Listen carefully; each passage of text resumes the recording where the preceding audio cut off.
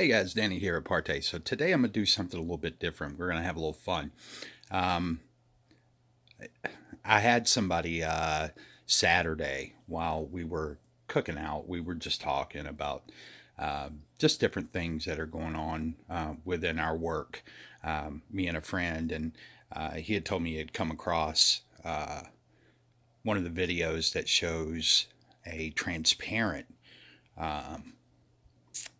projection image, and he was wanting to know, how difficult it is to do that. Let me first say that projecting with transparent imagery is really what we've been focused on for quite some time. Um, Not to say that makes us masters, but let me tell you why this is not complicated. And, I've done videos in the past where I show you how you could take flour and some silver metallic paint and come up with a great rear and front projection image. But outside of that, if you wanted to go transparent, so how technical, what kind of technology is really needed to be able to produce an image in a transparency? Um, Guys, the reality is that this is extremely easy, and the reason for that is because the transparency is doing the bulk of the work with you, or for you. So when you're trying to get an image off a screen, you're fighting against a level of absorption of light.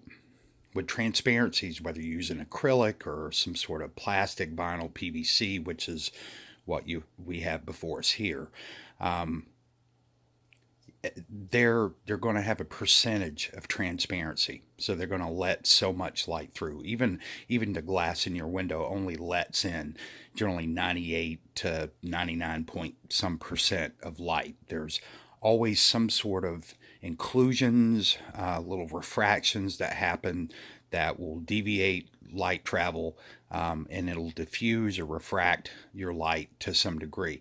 So you get almost the full bulk of your light is going through the screen and not being absorbed. So it's very easy to get an image off a transparent sheet. Now, if you don't want it to hotspot, then here's the deal. It's not going to be transparent. It'll have a level of transparency, but it won't be transparent. It's going to look extremely frosted, and that's kind of what you see going on out there now. Now I've got this about 5 feet from the screen, and you can see it does seems brighter from back there because the phone's picking up the bright spot. But when you're looking at it, it's a very bright image, but you can see it's a very detailed image. And then I can put this, hold on just a second.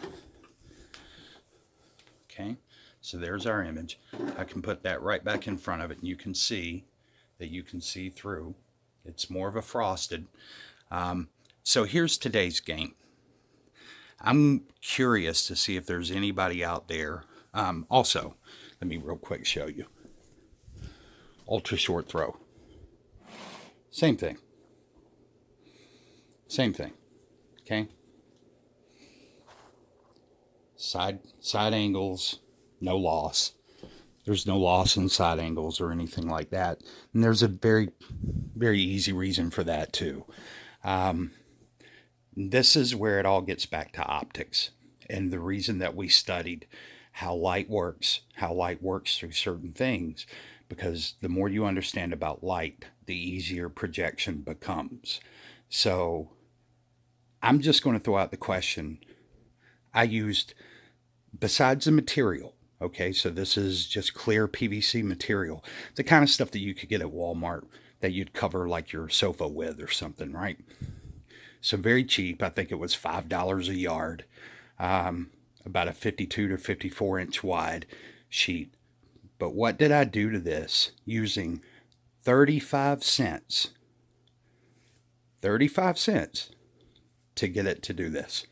And I'm just curious to see if anybody else out there has ever worked with this, and them to share just how easy it is to get this kind of finish that'll give you that kind of reflection, and how it's not some high-end technology.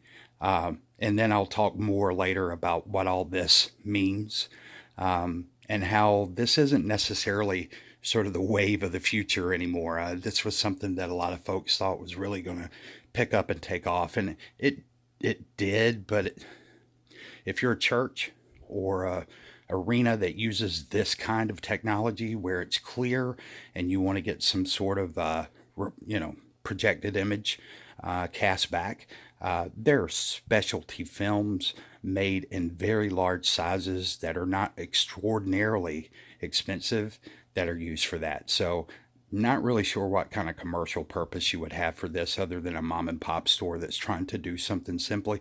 But if so, once again, 35 cents will get you there plus the cost of whatever the material is. So once again, question, what 35-cent tool did I use to be able to do this? You guys have a good day and hopefully you have a little fun with it. Take care. Bye.